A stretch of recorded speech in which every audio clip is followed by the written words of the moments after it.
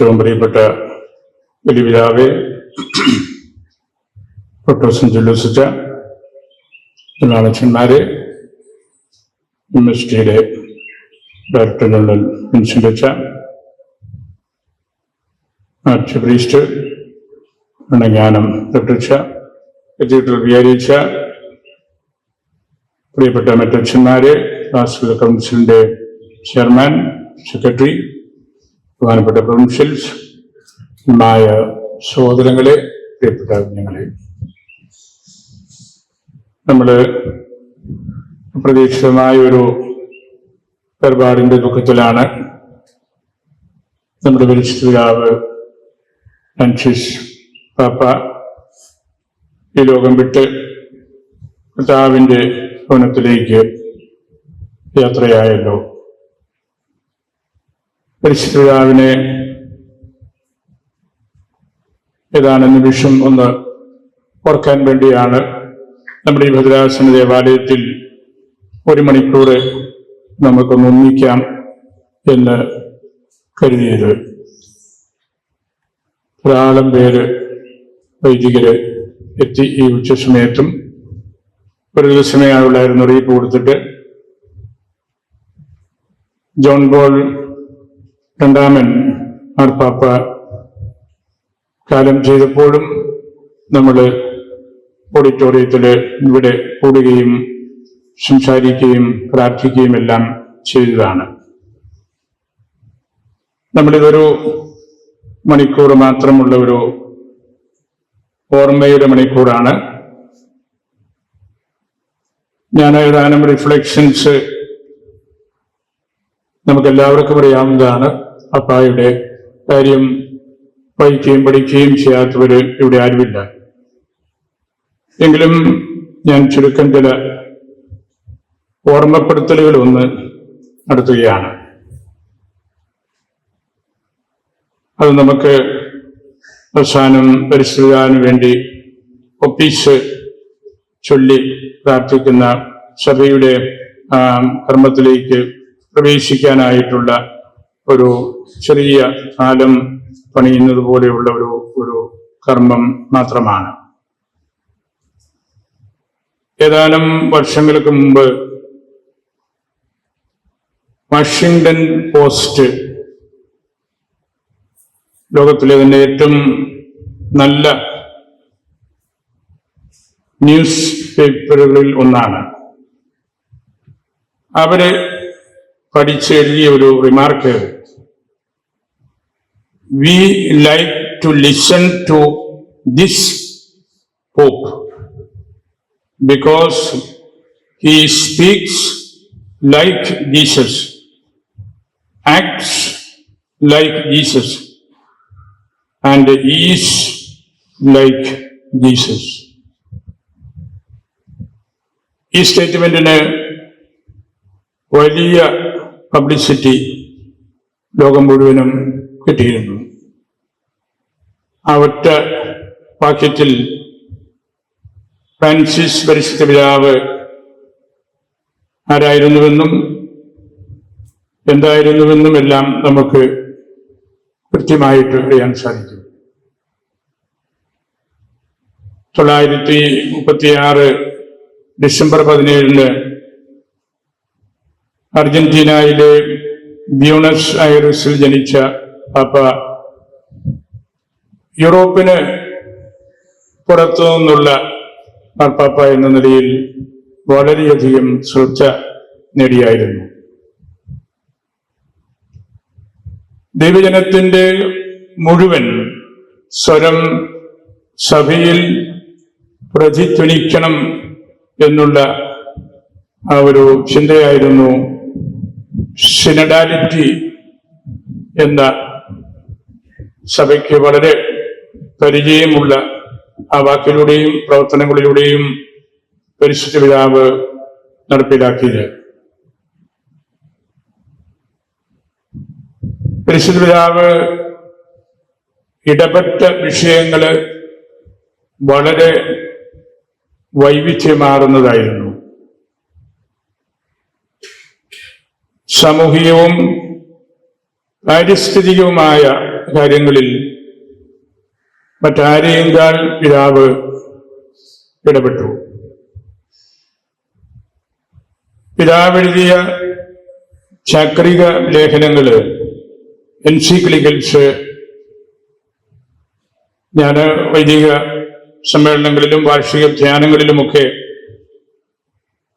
കുറെയെങ്കിലും അതിൽ നിന്ന് സംസാരിക്കുകയും പഠിപ്പിക്കാനായിട്ട് പരിശ്രമിക്കുകയും എല്ലാം ചെയ്തിട്ടുണ്ട്. ലൗദാത്തോ സി, ഫ്രatelli tutti, ലൂമൻ ഫിദെയ്, അവസാനമായിട്ട് ദിലെക്സിറ്റ് നോസ്. അതിനോട് ചേർന്ന് ചാക്രിക ലേഖനം അല്ലെങ്കിലും അപ്പോസ്തോലിക ലേഖനം എന്ന നിലയിൽ ലൗദാത്തെ ദേവോ, ഈ 5 പ്രബോധനങ്ങള് വഴി ക്രിസ്തുപിതാവ് മനുഷ്യരെക്കുറിച്ച്, ദൈവത്തെക്കുറിച്ച്, പ്രപഞ്ചത്തെക്കുറിച്ച്, നമ്മുടെ ഈ പ്രപഞ്ചത്തിലുള്ള പ്രതിസന്ധികളെക്കുറിച്ച് എല്ലാം നമ്മളോട് സംസാരിച്ചു. പപ്പായുടെ ജീവിത കാഴ്ചപ്പാടുകള് ലോകമെമ്പാടുമുള്ള ആളുകൾക്ക് വളരെ പ്രാക്ടിക്കലായിട്ടുള്ള കാര്യങ്ങളായിട്ട് എടുക്കാവുന്നതാണ്. പപ്പായുടെ എളിമയും സാമൂഹിക ജീവിതത്തിലുള്ള ഉറച്ച വിശ്വാസവും നമുക്കെല്ലാം മാതൃകയാണ്. പാവപ്പെട്ടവരോടുള്ള പിതാവിന്റെ പ്രത്യേക ശ്രദ്ധയും പരിസ്ഥിതിയെക്കുറിച്ചുള്ള ഉത്കണ്ഠകളും പ്രവാസികളെക്കുറിച്ചുള്ള കരുതലും ഏറെ ശ്രദ്ധ നേടിയിരുന്നു. ആഡംബര ജീവിത ശൈലികൾ ഒഴിവാക്കി സാധാരണക്കാരനെ പോലെ ജീവിക്കണമെന്ന് പറയുക മാത്രമല്ല, അങ്ങനെ ജീവിക്കുകയും ചെയ്ത വ്യക്തിയായിരുന്നു പരിശുദ്ധപിതാവ്. പിതാവിന്റെ പ്രവർത്തനങ്ങളില് ജനശ്രദ്ധ നേടിയത് ഒരു പ്രത്യേക കാര്യം മാത്രമല്ല. പിതാവ് ഒരു കൾച്ചറായിരുന്നു. ഏത് വിഷയത്തെക്കുറിച്ച് പറഞ്ഞാലും പഠിപ്പിച്ചാലും എവിടെ പോയാലും പിതാവ് ഇന്ന ഒരു കാര്യം എന്ന് മാത്രം പറഞ്ഞ് നമുക്ക് അവസാനിപ്പിക്കാൻ പറ്റില്ല. പഴയ നിയമത്തില് സഭാ പ്രസംഗകൻ 7:1 ഞാൻ മരിക്കുന്ന ദിവസം ഞാൻ ജനിച്ച ദിവസത്തേക്കാൾ ഉത്തമം എന്നൊരു തിരുവചനമുണ്ടല്ലോ. മേളിയോർ എസ്റ്റ് ദിയെ മോർത്തിസ് ദിയെ നത്തിവിത്താത്തിസ്. മരിക്കുന്ന ദിവസത്തിന്റെ പ്രത്യേകത പരിശുദ്ധ ഫ്രാൻസിസ് പിതാവിന്റെ ജീവിതത്തിലും ഇത് അന്വർത്ഥമായി. ലോകത്തിന് മുഴുവനും ഉൾക്കാഴ്ചയും അകവെട്ടവും നൽകി പരിശുദ്ധ പിതാവ് സ്വർഗത്തിന്റെ വെളിച്ചത്തിൽ സഞ്ചരിക്കുവാനായിട്ട് കടന്നുപോയി. തോമസ് അക്വീനാസിന്റെ അന്ത്യമൊഴിയായ കർത്താവേ, നിന്നെയാണ് ഞാൻ പ്രസംഗിച്ചത്, നിന്നെക്കുറിച്ചാണ് ഞാൻ പഠിപ്പിച്ചത് എന്നത് പരിശുദ്ധ ഫ്രാൻസിസ് പിതാവിന്റെയും ജീവിത സാക്ഷ്യമാണ്. നിത്യതയിലേക്കുള്ള പടി ചവിട്ടിക്കയറുമ്പോൾ ജീവിതഭാണ്ഡത്തിൽ ഒന്നും അവശേഷിപ്പിക്കാതെ എല്ലാം വിശ്വാസികൾക്കും അവിശ്വാസികൾക്കും പാവപ്പെട്ടവർക്കുമായി കൊടുത്ത് ഒന്നും സ്വന്തമാക്കാതെ അഹ്റോനെ പോലെ നീയാണ് എന്റെ ഓഹരി എന്ന് പറഞ്ഞ് പരിശുദ്ധ പിതാവ് കടന്നു പോവുകയാണ്. ഹൃദയത്തിന്റെ ഭാഷയായിരുന്നു ഫ്രാൻസിസ് പിതാവിൻ്റേത്. പ്രകാശത്തിന്റെ വഴിയിലൂടെ മാത്രമേ നടക്കാവൂ എന്നതായിരുന്നു നിരന്തരമായ പ്രബോധനം. ലോകത്തിന്റെ കാറ്റിലും കോളിലും ഒരുപാട് ചെറുതിരി നാളങ്ങളെല്ലാം ഉലഞ്ഞ് അണഞ്ഞ് പോയപ്പോഴും ഫ്രാൻസിസ് എന്ന വെട്ടം അല്പം പോലും മങ്ങിയില്ല. താൻ ജീവിച്ച കാലമത്രയും അടുത്ത തലമുറയ്ക്ക് ദൈവത്തിന്റെ വെട്ടം നൽകിയ ലുക്സാർ വികാർ, ലൈറ്റ് ബെയറർ ആയിരുന്നു ഫ്രാൻസിസ് പിതാവ്. കർത്താവിന്റെ സഭയെ പൂർണ്ണ ശോഭയിൽ കാത്തുസൂക്ഷിക്കാൻ എപ്പോഴും പരിശ്രമിച്ച നീതിമാനായ കാവൽക്കാരനും വിശ്വസ്തനായ കാര്യസ്ഥനുമായിരുന്നു ഫ്രാൻസിസ് പിതാവ്. ദൈവത്തെ മറക്കുമ്പോൾ ജീവിതത്തെ സംബന്ധിച്ച അടിസ്ഥാന ചോദ്യങ്ങൾ ചോദിക്കുവാൻ നാം വിസമ്മതിക്കും എന്നും ഉപരിപ്ലവവും ക്ഷണികവും കൺമുമ്പിലുള്ളവയും മാത്രമാകും മനുഷ്യന്റെ അന്വേഷണങ്ങൾ എന്നും പരിശുദ്ധ പിതാവ് നന്നായിട്ട് മനസ്സിലാക്കിയിരുന്നു. ആഗോള കത്തോലിക്ക സഭയുടെ ഹൃദയമാകാൻ ഫ്രാൻസിസ് പാപ്പായ്ക്ക് കഴിഞ്ഞു. സഫലമായ ഒരു യാത്രയ്ക്ക് ശേഷമാണ് സൗമ്യമായ ഒരു നാളം പോലെ ഫ്രാൻസിസ് പിതാവ് ഇപ്പോൾ പത്രോസിന്റെ അൾത്താരയ്ക്ക് മുൻപിൽ ഉറങ്ങി കിടക്കുന്നത്. ആ ഉറക്കം ലോകം മുഴുവനും ഈ മണിക്കൂറുകളിൽ ശ്രദ്ധിച്ച് കണ്ടുകൊണ്ടിരിക്കുകയാണ്.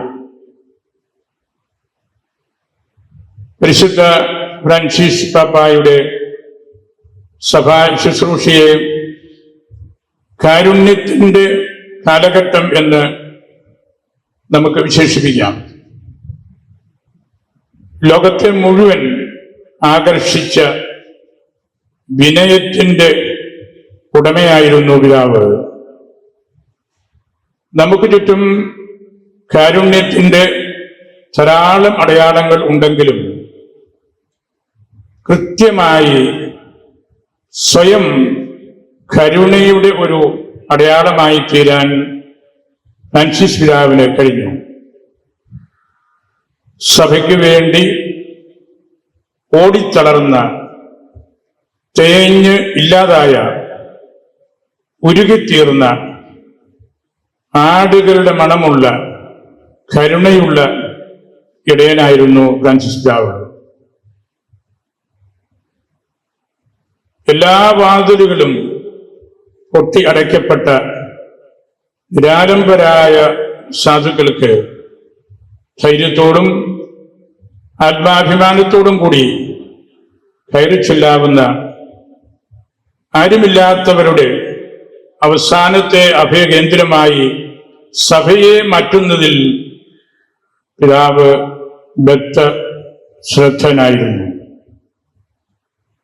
പാവപ്പെട്ടവരെ മറന്ന് കളയരുത് എന്ന ഓർമ്മപ്പെടുത്തൽ ഹൃദയത്തിൽ ഉള്ളതുകൊണ്ടാണ് ഫ്രാൻസിസ് എന്ന പേര് പിതാവ് സ്വീകരിച്ചത് എന്നും നമുക്കെല്ലാവർക്കും അറിയാം. G.K. ചെസ്റ്റർട്ടൺ ഒരിക്കൽ ഫ്രാൻസിസ് അസീസിയെ പറ്റി എഴുതി,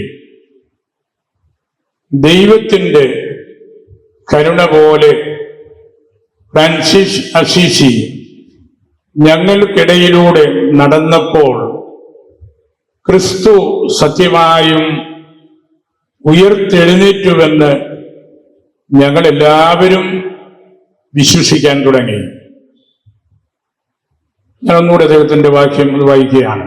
ചെസ്റ്റർട്ടന്റെ ദൈവത്തിന്റെ കരുണ പോലെ ഫ്രാൻസിസ് അസീസി ഞങ്ങൾക്കിടയിലൂടെ നടന്നപ്പോൾ ക്രിസ്തു സത്യമായും ഉയർത്തെഴുന്നേറ്റുവെന്ന് ഞങ്ങൾ എല്ലാവരും വിശ്വസിച്ചു തുടങ്ങി.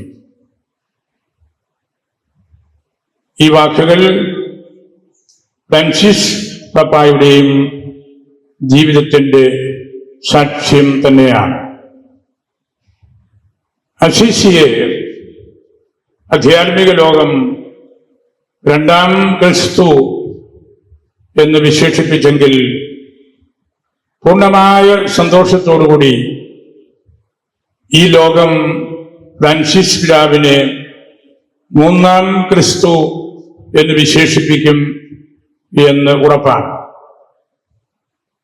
നമ്മുടെയൊക്കെ ഉള്ളിലുള്ള നന്മയെ സ്വാഭാവികമായി പുറത്തേക്കെടുക്കുവാൻ നമ്മെ പ്രേരിപ്പിക്കുന്നതായിരുന്നു വിശുദ്ധ ഫ്രാൻസിസ് പാപ്പായുടെ അജപാലന ശൈലി. കർത്താവിന്റെ ചലനങ്ങളായിരുന്നു, കർത്താവിന്റെ വാക്കുകളായിരുന്നു, കർത്താവിന്റെ നോട്ടമായിരുന്നു ഫ്രാൻസിസ് പിതാവിൻ്റെതും. നമ്മുടെ കാലഘട്ടത്തിൽ കരുണയുടെ വാതിൽ തുറന്നിട്ട് ദൈവത്തിന്റെ കരവും നാവുമായി പ്രവർത്തിച്ച് നമ്മുടെ ഒപ്പം സഞ്ചരിച്ച് ദൈവത്തിന്റെ കരുണയിലേക്ക് ലോകത്തെ കൂട്ടിക്കൊണ്ടുപോകുവാൻ പരിശുദ്ധ പിതാവിന് കഴിഞ്ഞു.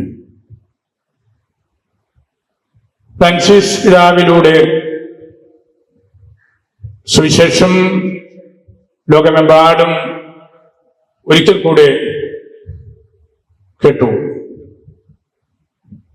എന്നും പുത്തനുള്ള തനിമയുള്ള വ്യാഖ്യാനങ്ങളിലൂടെ ജനങ്ങളുടെ ഹൃദയത്തിന് ആവശ്യമായ കാര്യങ്ങൾ നൽകിക്കൊണ്ടായിരുന്നു പരിശുദ്ധ പിതാവ് സംസാരിച്ചത്.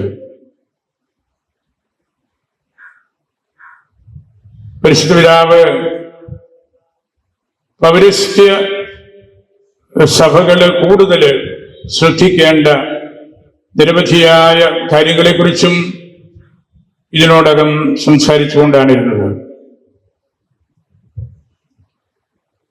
അതിലേക്ക് വരുന്നതിന് മുമ്പ് ഞാൻ ഒന്ന് രണ്ട് ചെറിയ പിതാവിന്റെ ഡെറ്റേഷനെ കുറിച്ചുകൂടെ ഒന്ന് പറയുകയാണ്. 16-ാം നൂറ്റാണ്ടിലെ കീർത്തികേട്ട ദാർശനികനായിരുന്നു ഫ്രഞ്ചുകാരനായ ബ്ലെയ്സ് പാസ്കാൽ. വളരെ ബ്രില്യൻ്റ് ആയിട്ടുള്ള ഒരു സയന്റിസ്റ്റ്. ഒപ്പം അദ്ദേഹം വളരെ ഡീപ്പായ മിസ്റ്റിക്കൽ തിയോളജി, പൗരസ്ത്യ സഭകള് ഹൃദയത്തിൽ സൂക്ഷിക്കുന്ന ആ കാര്യവും കൊണ്ടു നടന്നു. അദ്ദേഹത്തെക്കുറിച്ച് എഴുതിയ letter സുബ്ലിമിറ്റാസ് et miseria hominis, the grandeur and misery of man. അതാണ് അതിന്റെ പേര്. ബ്ലെയ്സ് നമുക്ക് ആർക്കും പറയാൻ പറ്റാത്ത വാക്കുകളിലൂടെ ദൈവത്തെക്കുറിച്ചും ഈശോയെക്കുറിച്ചും എല്ലാം പറഞ്ഞയാളാണ്.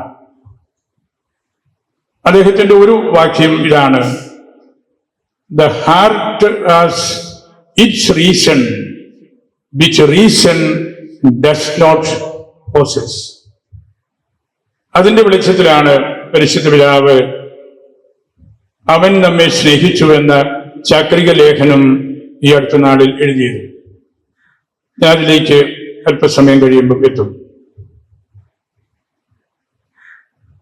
അതുപോലെ തന്നെ പരിശുദ്ധ പിതാവിന്റെ ഇടപെടലുകളിലെല്ലാം ക്ലോയിസ്റ്റേഡ് കോൺവെന്റിനെ കുറിച്ച്, പൊതുവായിട്ടുള്ള സമർപ്പിത ജീവിതത്തെക്കുറിച്ച്, ആത്മായ അപ്പോസ്റ്റലേറ്റിനെ കുറിച്ച്, നിരന്തരമായിട്ട് ദൈവവചനം ഉരുവിട്ടുകൊണ്ടിരിക്കുന്ന ഈശോനാമ പ്രാർത്ഥനക്കാര് എന്ന് അറിയപ്പെടുന്ന ആ വിഭാഗക്കാരെ കുറിച്ച് എല്ലാം സംസാരിച്ചിട്ടുണ്ട്. ഒരു പൗരസ്ത്യ ആഭിമുഖ്യത്തോടെ ഫ്രാൻസിസ് പിതാവിനെ വായിച്ചാൽ മറ്റാരും പറയാത്ത നിരവധിയായ കാര്യങ്ങൾ പറഞ്ഞിട്ടുണ്ട്. നമ്മളുടെ സഭയെക്കുറിച്ച്, സർവമലബാർ സഭയെക്കുറിച്ച് ഇത്രമാത്രം അറിയാവുന്ന മറ്റൊരു പരിശുദ്ധ പിതാവും ചരിത്രത്തിൽ ഉണ്ടായിട്ടില്ല. നിരവധിയായ തവണകളിൽ പിതാവിന്റെ അടുത്ത് സുറമലബാറുകാര്, വൈദികരും എൽമായരും മേലധ്യക്ഷന്മാരും എല്ലാം എത്തിയിട്ടുണ്ട്.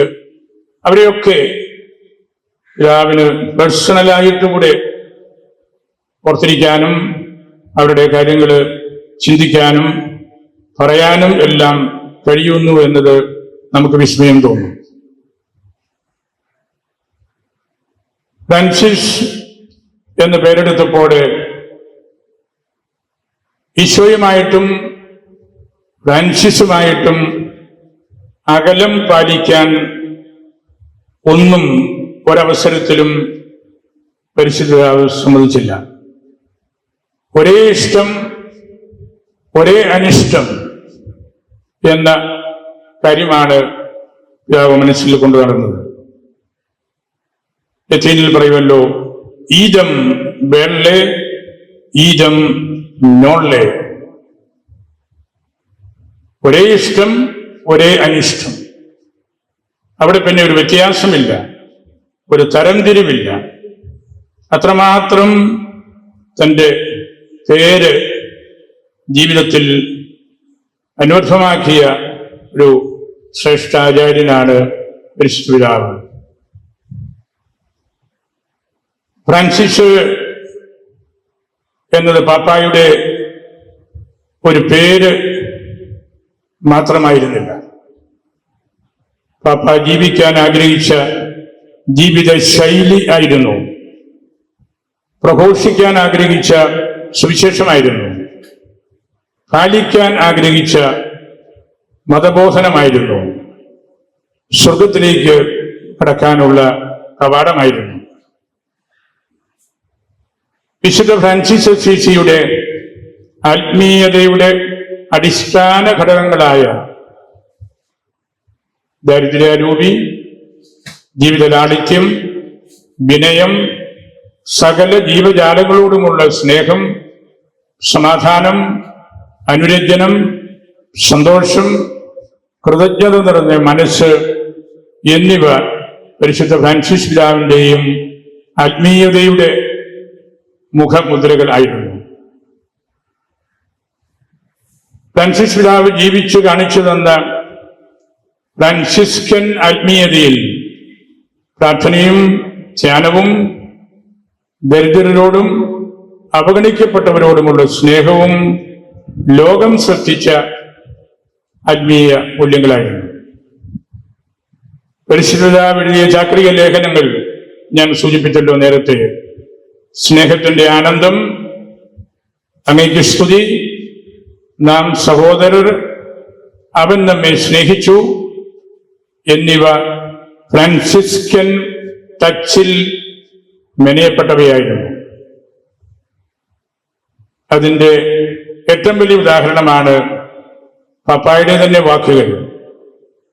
ഹൃദയത്തിൽ ദരിദ്രരായിരിക്കുക, അതാണ് വിശുദ്ധി. ശാന്തതയോടും വിനയത്തോടും കൂടി പ്രതികരിക്കുക, അതാണ് വിശുദ്ധി. മറ്റുള്ളവരോടൊത്ത് വിലപിക്കുന്നത് എങ്ങനെയാണെന്ന് അറിയുക, അതാണ് വിശുദ്ധി. നീതിക്ക് വേണ്ടി വിശക്കുകയും ദാഹിക്കുകയും ചെയ്യുക, അതാണ് വിശുദ്ധി. സ്നേഹത്തെ കളങ്കപ്പെടുത്തുന്നതിൽ നിന്നെല്ലാം ഹൃദയത്തെ കാത്തു സൂക്ഷിക്കുക, അതാണ് വിശുദ്ധി. ഞാൻ അത്യധികം ആഗ്രഹിച്ചു, ദെസിദേറിയോ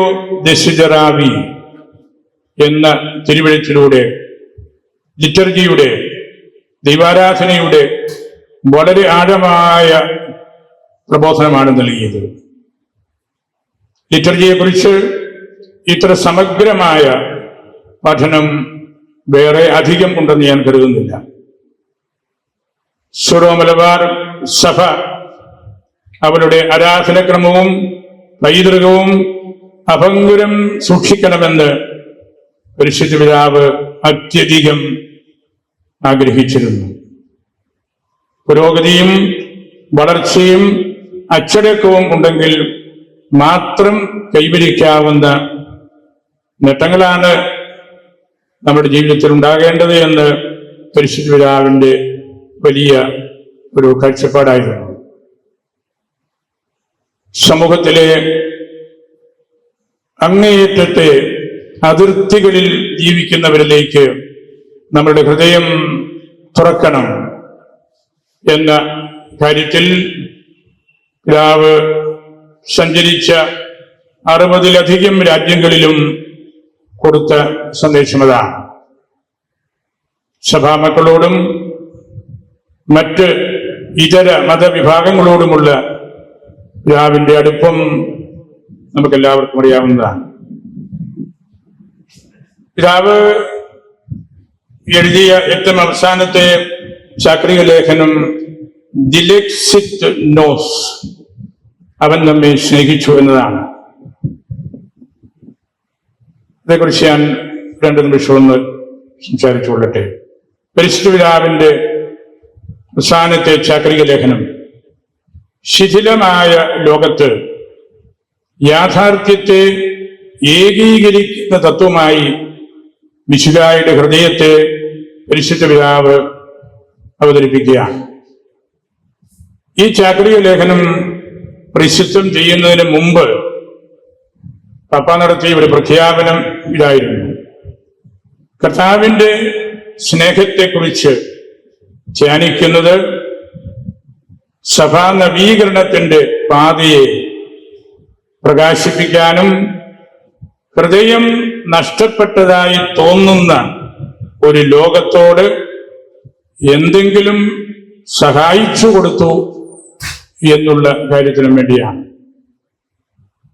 തുടർന്ന് അപ്പ പറയുന്ന വാക്കുകളാണ്: ജീവശാസ്ത്രം, മനഃശാസ്ത്രം, നരവംശാസ്ത്രം അല്ലെങ്കിൽ മറ്റേതെങ്കിലും ശാസ്ത്രം എന്നിവ ഹൃദയം എന്ന വാക്കിന്റെ അർത്ഥം വേണ്ട വിധം ഉൾക്കൊള്ളുന്നില്ല. ഹൃദയത്തിൽ നിന്ന് പരിവർത്തനം ആരംഭിച്ചുകൊണ്ട് ലോകത്തെ മാറ്റാൻ കഴിയും. പാപ്പായുടെ അടിസ്ഥാന തത്വമതാണ്. 3-ാം സഹസ്രാബ്ദത്തിലെ സ്ത്രീ പുരുഷന്മാർ ദൈവത്തെ അറിയാനും തങ്ങളെ തന്നെ അറിയാനും മിശിഹായുടെ ഹൃദയം ആവശ്യമാണ്. സ്നേഹത്തിന്റെ നാഗരികത കെട്ടിപ്പടുക്കാൻ അവർക്ക് അത് ആവശ്യമാണ്. ഈ ചാക്രിക ലേഖനം ആധുനിക ചിന്തയുമായി ആഴത്തിൽ ഇടപഴകുന്നുണ്ട്. തത്വചിന്ത ആരംഭിക്കുന്നത് ഒരു ശുദ്ധമായ ആശയത്തിലോ ഉറപ്പിലോ അല്ല, മറിച്ച് ഒരു ഞെട്ടലോടെയാണ് എന്ന മാർട്ടിൻ ഹൈഡഗറിന്റെ ഉൾക്കാഴ്ചയെ പാപ്പ ഈ ചാക്രിക ലേഖനത്തിൽ ഉദ്ധരിക്കുന്നുണ്ട്. ആഴമായ വികാരമില്ലാതെ ചിന്ത ആരംഭിക്കുന്നില്ല. അതിനാൽ ആദ്യത്തെ മാനസിക സങ്കല്പം ഒരു വികാര അനുഭവം ആയിരിക്കും. പാപ്പ പറയുന്നു, ഇവിടെയാണ് ഹൃദയം വരുന്നത്. നിരാശാജനകമായ വിധം ഛിന്ന ഭിന്നമാണെന്ന് തോന്നുന്ന വ്യക്തിപരമായ നമ്മളുടെ ചരിത്രത്തെ ഹൃദയത്തിന് ഏകീകരിക്കാനും യോജിപ്പിക്കാനും കഴിയും. ഹൃദയത്തിന് മാത്രമേ എല്ലാറ്റിനും അർത്ഥം കണ്ടെത്താൻ കഴിയൂ. വ്യത്യസ്ത മനസ്സുകളോ ഇച്ഛകളോ ഏകീകരിക്കുന്നതിലും അനുരഞ്ജിപ്പിക്കുന്നതിലും ഹൃദയത്തിന്റെ സഹായത്താൽ നമ്മുടെ സമൂഹങ്ങൾ വിജയിക്കും. അതുവഴി സഹോദരീ സഹോദരങ്ങൾ എന്ന നിലയിൽ ഐക്യത്തിൽ നമ്മെ നയിക്കാൻ ആത്മാവിന് കഴിയും. അനുരഞ്ജനവും സമാധാനവും ഹൃദയത്തിൽ നിന്നാണ് ജനിക്കുന്നത്. മിശിഹായുടെ ഹൃദയം എന്നാൽ തുറന്ന മനസ്സ്, സമാധാനം, സന്തോഷം, കണ്ടുമുട്ടൽ എന്നിവ അർത്ഥമാക്കുന്നു. ടെക്നോളജിയും ഉപഭോഗപരതയും അടക്കി വാഴുന്ന സമൂഹത്തോടുള്ള സുപ്രധാനമായ ഒരു പ്രതികരണമാണ് പപ്പ നൽകുന്നത്. ഉപരിപ്ലവതയുടെ ഒരു കാലഘട്ടത്തിൽ എന്നതുപോലെ ജീവിക്കുകയും എന്തുകൊണ്ട് എന്നറിയാതെ ഒന്നിൽ നിന്ന് മറ്റൊന്നിലേക്ക് ഭ്രാന്തമായി പായുകയും നമ്മുടെ ജീവിതത്തിന്റെ ആഴമേറിയ അർത്ഥത്തെക്കുറിച്ച് ഉത്കണ്ഠയില്ലാതെ കമ്പോള സംവിധാനങ്ങളുടെ അതിഭക്തരായ ഉപഭോക്താക്കളും അടിമകളുമായി അവസാനിക്കുകയും ചെയ്യുന്ന നാം എല്ലാവരും ഹൃദയത്തിന്റെ പ്രാധാന്യം വീണ്ടും കണ്ടെത്തേണ്ടതുണ്ട്. തിരുഹൃദയത്തോടുള്ള ഭക്തി കേവലം ഒരു സ്വകാര്യ ആത്മീയ ആചാരമല്ലെന്നും സാമൂഹിക ജീവിതത്തിലും മനുഷ്യ ബന്ധങ്ങളിലും ആഴമുള്ള ചലനങ്ങൾ ഉണ്ടാക്കാൻ ഈ ഭക്തിക്ക് കഴിയും എന്നും പപ്പ പഠിപ്പിക്കുകയാണ്. ഈശോയുടെ ഹൃദയത്തിൽ സുവിശേഷങ്ങൾ 4 അതിന്റെ സമ്പൂർണതയിൽ എത്തുന്നു എന്നതാണ് പപ്പായുടെ ഊന്നല്. ഹൃദയപൂർവം സംസാരിക്കാനും പ്രവർത്തിക്കാനും കഴിയാതെ വരുമ്പോൾ ഹൃദയത്തിന്റെ മൂല്യം നഷ്ടപ്പെടുന്നു. എല്ലാം ഹൃദയത്തിന്റെ ഭരണത്തിന് കീഴില് കൊണ്ടുവരണം. ബുദ്ധി, മനസ്സ്, ഭാവന എല്ലാം. അക്രമവാസനയും ആർത്തിയും അതിനു കീഴിൽ ഇല്ലാതാകും. എന്നെ ഞാനാക്കുന്നത് എന്റെ ഹൃദയമാണ്. മറ്റുള്ളവരോട് എന്നെ ചേർക്കുന്നതും എന്റെ ഹൃദയമാണ്. ഏത് ശാസ്ത്രവും മനുഷ്യരെ ഭാഗികമായി മാത്രമേ കാണുന്നുള്ളൂ. ഹൃദയം മാത്രം മനുഷ്യനെ അവന്റെ ആന്തരികതയിലേക്ക് നയിക്കപ്പെട്ട് സമ്പൂർണതയെ ഒന്നിച്ച് തിരിച്ചറിയാൻ സഹായിക്കുന്നു. പരിശുദ്ധാവിന്റെ ഇപ്രകാരമുള്ള ചിന്തകള് ആ ചാക്രിക ലേഖനത്തിലെ ഇതിനോടകം ദൈവശാസ്ത്ര ഫോറങ്ങളിലും അതുപോലുള്ള ചർച്ചാവേദികളിലുമെല്ലാം വളരെയേറെ പ്രസിദ്ധമായി കഴിഞ്ഞ കാര്യമാണ്. പലപ്പോഴും വൈദികരോടും മേലധ്യക്ഷന്മാരോടും കർക്കശ സ്വഭാവത്തോടുകൂടി പരിശുദ്ധാവ് സംസാരിച്ചിട്ടുണ്ട്. ഓസ് എസ്റ്റിസ് ലുക്സ് മുന്തി, you are the salt of the earth എന്ന തിരുവെഴുത്തിലൂടെ വളരെയേറെ താക്കീതുകൾ എല്ലാവർക്കും നൽകിയിട്ടുണ്ട്. ഞാൻ മുമ്പ് സൂചിപ്പിച്ചതുപോലെ മോണസ്ട്രികളെ കുറിച്ച്, ക്ലോയിസ്റ്റേഡ് കോൺവെന്റ്സിനെ കുറിച്ച് നമ്മൾ സാധാരണ മിണ്ടാമരങ്ങൾ എന്ന് പറയുന്ന കാര്യം, ആഴമായ ഭാഷാ പഠനത്തെക്കുറിച്ചെല്ലാം പിതാവിന്റെ തീവ്രമായ ചിന്തകളായിരുന്നു. നമുക്കും ഈ പറഞ്ഞതെല്ലാം കുറെയെല്ലാം ഉണ്ട്. എത്രയോ സമർപ്പിത സമൂഹങ്ങളുണ്ട്, ക്ലോയിസ്റ്റേഡ് കോൺവെന്റ്സ് ഉണ്ട്, മിണ്ടാമ്പടം അതിന്റെ പൂർണ്ണതയിൽ എന്ന പോലെ ജീവിക്കുന്ന ഒരു മഠമുണ്ട്. അതുപോലെ ഭാഷ, നമ്മുടെ ദേറാകള്, സുറിയാനി ഭാഷയുടെ പ്രാധാന്യം, ഇതെല്ലാം പഠിക്കുന്ന സംവിധാനങ്ങളുണ്ട്. ഈ മിണ്ടാമടങ്ങളും മോണസ്ട്രികളും എല്ലാം ഗ്രേറ്റ് എവാഞ്ചലൈസേഴ്സ് ആണ് എന്നാണ് പരിശുദ്ധാവിന്റെ നിഗമനം. അവര് പ്രത്യക്ഷത്തിൽ അധികം സംസാരിക്കുന്നില്ലെങ്കിലും റാഡിക്കലായിട്ടുള്ള ഇവാഞ്ചലൈസേഷൻ നടത്തുന്നത് അവരാണ്. ഫ്രാൻസിസ് സാലസ് പരിശുദ്ധാവിന്റെ ഏറ്റവും ഇഷ്ടപ്പെട്ട ഒരു വ്യക്തിയായിരുന്നു. അദ്ദേഹത്തിന്റെ ഓർമ്മദിനത്തിലും തോത്തും amoris എസ്റ്റ് on the 4th centenary of the death of Francis Sales അതിമനോഹരമായ ഒരു പ്രബോധനമാണ്. അവിടെയെല്ലാം പൗരസ്ത്യ സഭകള് ആദ്യകാലം മുതൽ കാത്തു സൂക്ഷിച്ച നിരവധിയായ കാര്യങ്ങള് കൂട്ടിച്ചേർത്താണ് പഠിപ്പിക്കുന്നത്.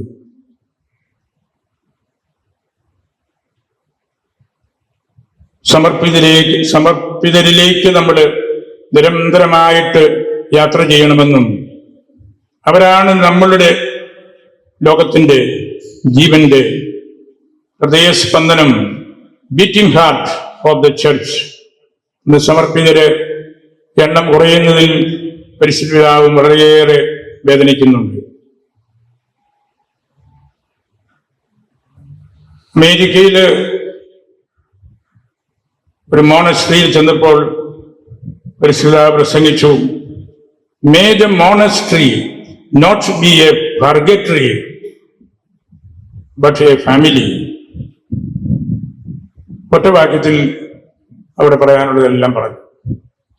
അപ്പൊ നമ്മളിങ്ങനെ നോക്കുമ്പോൾ പരിശുദ്ധ പിതാവ് പഠിപ്പിച്ച മേഖലകള് നമ്മൾ നൂറ്റാണ്ടുകളിലിരുന്ന് പഠിച്ചാലും തീരുന്നതല്ല. ആർക്കും പഠിച്ചു തീർത്തു എന്ന് പറയാവുന്നതോ അല്ലെങ്കിൽ ഇനിയൊന്നും അതിനകത്ത് പഠിക്കാനില്ല എന്ന് പറയാവുന്നതുമായ രീതിയിലല്ല. അതെല്ലാം പ്രാപഞ്ചികമാനമുള്ള കാര്യങ്ങളിലേക്ക് നമ്മളെ എത്തിക്കുന്നതാണ്. വരും കാലത്ത് ഞാൻ കരുതുന്നത് മൂന്നാം ക്രിസ്തുവിനെ കുറിച്ചുള്ള പഠനം വ്യാപകമായിട്ട് സർവകലാശാലകള് ഏറ്റെടുക്കും എന്ന് തന്നെയാണ്. അത്രമാത്രം ഫ്രാൻസിസിന്റെ ആ ജീവിതത്തിന്റെ കുലീനത, സുവിശേഷത്തിന്റെ ലാളിത്യം ഒക്കെ വ്യക്തിപരമായ ജീവിതത്തിൽ പകർത്തിയ വ്യക്തിയാണ് പരിശുദ്ധ പിതാവ്.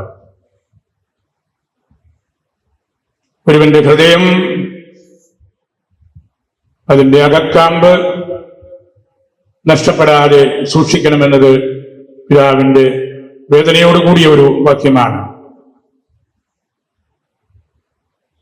ഈ സ്വത്വം പൂർണ്ണമാകുന്നത് സ്നേഹത്തിലാണ്. ലോക സമൂഹത്തിൽ ഹൃദയം നഷ്ടപ്പെട്ടതുകൊണ്ടാണ് യുദ്ധങ്ങളും വഞ്ചനയും സ്വാർത്ഥമോഹങ്ങളും എല്ലാം പെരുകുന്നത്. എല്ലാ യുദ്ധങ്ങൾക്കുമെതിരായി പരിശുദ്ധ പിതാവ് സംസാരിച്ചു. ഈ അവസാന നാളിൽ പോലും സംസാരിച്ചല്ലോ. തത്വചിന്ത വഴിമുട്ടുമ്പോൾ വിശ്വസിക്കുന്ന ഹൃദയം പ്രാർത്ഥിച്ചുകൊണ്ടിരിക്കും. ബുദ്ധിയുടെ വെളിച്ചമല്ല, ഹൃദയത്തിന്റെ തീയാണ് ഏറ്റവും പ്രധാനപ്പെട്ട കാര്യമെന്ന വിശുദ്ധ വനവന്തൂരായുടെ വാക്കുകള് പരിശുദ്ധ പിതാവിന് ഏറെ ഇഷ്ടപ്പെട്ടതായിരുന്നു. അതുപോലെയായിരുന്നു കാർഡിനൽ ന്യൂമാന്റെ ഖോർ ലൊക്കിറ്റൂർ, ഹൃദയത്തോട് സംസാരിക്കുന്നു എന്ന കാര്യവും. ഞാൻ അവസാനിപ്പിക്കുകയാണ്. പരിശുദ്ധ പിതാവിന്റെ മോട്ടോ മിസരാന്തോ അറ്റ്ക്വെ എലിജെന്തോ എന്ന ഒരു ലത്തീൻ വാക്യമാണ്. മത്തായിയെ ഈശോ വിളിക്കുന്ന ആ രംഗത്തെക്കുറിച്ച് സെയിന്റ് ബീഡ് എഴുതിയ ഒരു റിമാർക്കാണത്. മാർപ്പാപ്പ തന്നെ അത് പറഞ്ഞു. എനിക്ക് ആ ഇവന്റും ഈ ഒറ്റ വാക്യത്തിലെ ആ ലത്തീൻ ഭാഷയുടെ ഒഴുക്കും, അതുകൊണ്ടാണ് ഞാൻ ഇത് അർത്ഥവാക്യമായിട്ട് എടുത്തത്. മിസരാന്തോ അത്വേ എലിജെന്തോ, കാരുണ്യപൂർവം അവനെ നോക്കി സെലക്ട് ചെയ്തു, വിളിച്ചു മത്തായിയെ. ആ വാക്യമാണ് സെന്റ് ബീഡിന്റെ ആ റിമാർക്കാണ് പരിശുദ്ധ ഫ്രാൻസിസ് പിതാവ് മോട്ടോ ആയിട്ട് എടുത്തതും. അതാണല്ലോ പരിശുദ്ധ പിതാവ് തന്റെ മേലധ്യക്ഷ ശുശ്രൂഷയിലൂടെ നടപ്പിലാക്കിയിരുന്നു. നമുക്ക് സഭയുടെ വലിയൊരു ഭാഗ്യമായിരുന്നു ഫ്രാൻസിസ് പിതാവ് നിർവചനങ്ങൾക്ക് അതീതമായി സമാനതകളില്ലാത്ത നേതൃത്വ മികവോടെ ഒരായുസ് മുഴുവൻ സുവിശേഷത്തിന്റെ മൂല്യങ്ങളെ ലോകത്തിന് പകർന്നു കൊടുത്ത വിശ്വ പൗരനാണ്.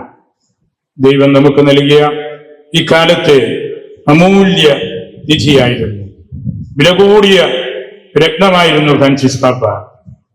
ലോകത്തെ മുഴുവൻ പ്രകാശിപ്പിക്കുന്ന വെളിച്ചമായിരുന്നു.